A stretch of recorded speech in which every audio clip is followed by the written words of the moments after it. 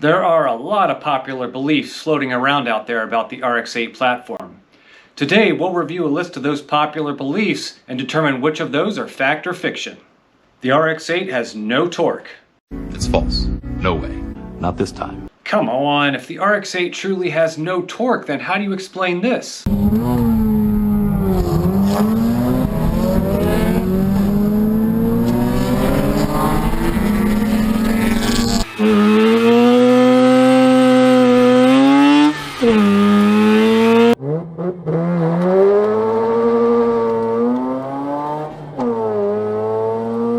Yes, I'll admit the RX-8 is a high-revving engine that needs to be kept high in the RPMs for maximum performance. Now, while the engine torque might be low, the RX-8's redline means that you can run a shorter final drive and short gear ratios, which both contribute to more torque at the wheels, putting the RX-8 more in line with other sports cars. For example, the torque actually at the wheels in top gear of the Mazda RX-8 slots right in between the Porsche Boxster and Boxster S of its time frame. That's a nice argument, Senator. Why don't you back it up with a source? Source! My source is I made it the up. The RX-8 has the highest horsepower per liter of any naturally aspirated production car. Is it possible this story is true? Yes, it is. You're right. It's fact. This one sounds absolutely insane, but it's totally true. This one is doubly true when you consider the amount of power out of the actual physical volume and weight of the rotary engine. Now, people get angry at this one and say the 13B is really a 2.6 liter engine. First, they're just haters. Second, the RX-8 engine operates more similar to a two-stroke than a traditional piston engine. The fact is the RX-8 engine is extremely small and lightweight for the amount of power that it outputs, and this smallness allows Mazda to place the engine extremely low and far back in the chassis, making the RX-8 a true front midship vehicle. It's really the packing that the rotary engine enables that allows Mazda sports cars to have such excellent handling. The RX-8 burns a lot of oil. Yes. You're right. I just want to say I love oil. Oh. I love oil! The RX-8 injects oil intentionally into each rotor housing to lubricate all of the seals. This is by design and not a reason to slight the car. In fact, under street driving conditions, I've owned plenty of piston engine cars that burn more oil than the RX-8. 1,500 miles really isn't too bad for a quart of oil. The RX-8 is a heavy pig. None of it's true. It's BS. They made it up. They lie. This one is as frustrating as it is ridiculous to me. Early RX-8s tipped the scales at as low as 2880 pounds. That's not far off of the FD RX-7 and a chassis that has much more rigidity, bigger brakes, and usable rear seats. What's the weight of the latest Porsche, BMW, Camaro, or Mustang on the market? The RX-8 is a practical, roomy, rigid, four-door sports car with seating for 4 adults. It's got a long wheelbase and a wide stance that gives you a big, stable footprint. I think the weight is hugely impressive given all the RX-8's other specifications.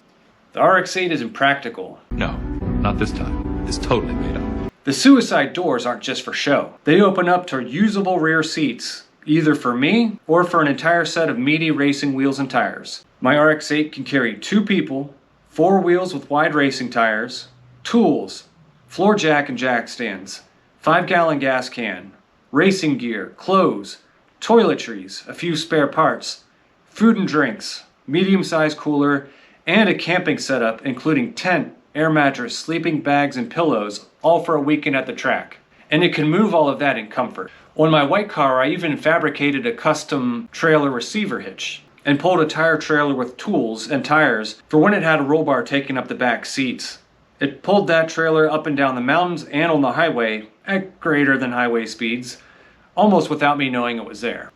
The only downside to practicality that I can think of for the RX-8 is probably the fact that the rear seats don't fold down. That's because Mazda put in some big braces in that area to, again, enhance chassis rigidity.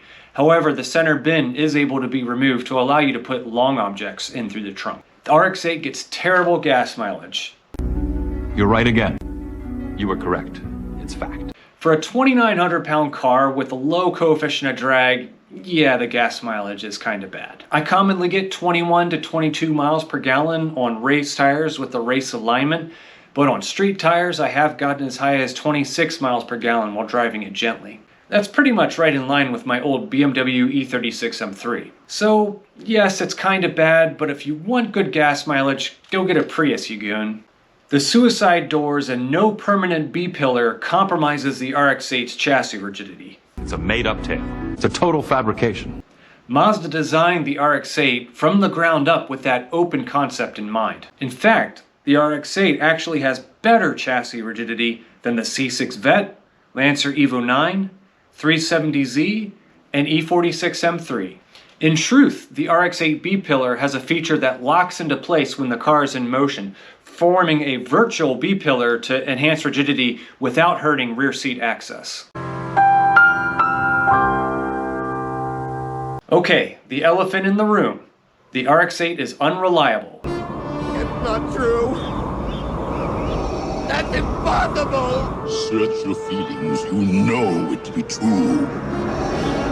No! It depends. In total honesty, it's really crappy owners that are the cause for many RX-8 problems. Yes, RX-8s are a little bit more sensitive than a traditional piston engine car to how you take care of it and to how you operate it.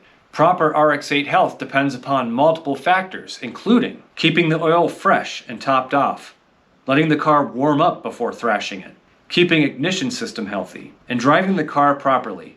Occasional red lines to help keep the engine from building up carbon. It's essentially a racing engine for the street and needs an occasional hard drive to help keep the engine healthy. Lastly, avoiding short drives in cold weather, although any car doesn't like that. A well-maintained RX-8 can pass 100,000 miles on the original engine. And honestly, people, I have seen more piston engines fail, especially under racing conditions, than I've seen rotary engines fail at the track. In fact, I've always felt that my RX-8s actually feel better after a good track day. I didn't hear no bell. Outside of the engine, the RX-8 has pretty typical Japanese quality and reliability and has very few known major issues. My RX-8s have been some of the most reliable cars I've ever owned. I'm not afraid anymore!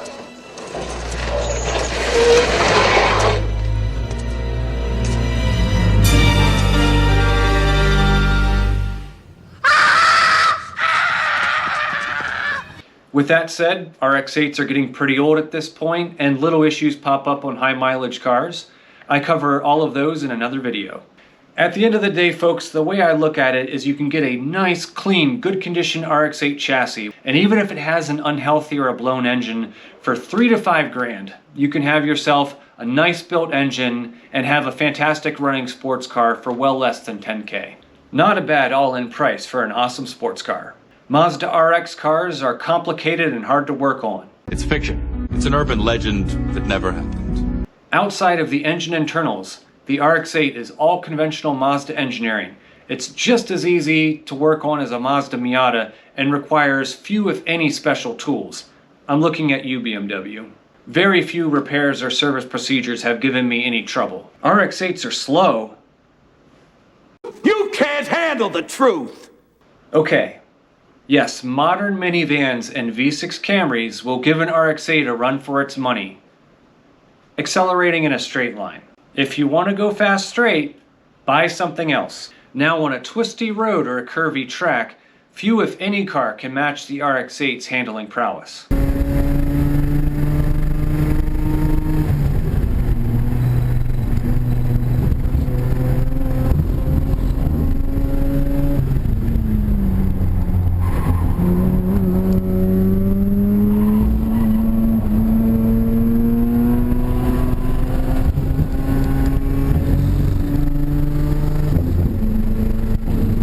The RX-8 just is truly an insanely good handling car.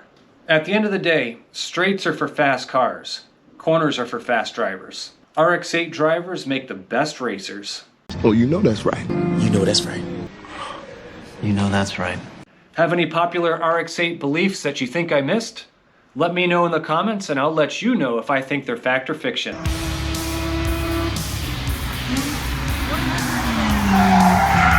Ah!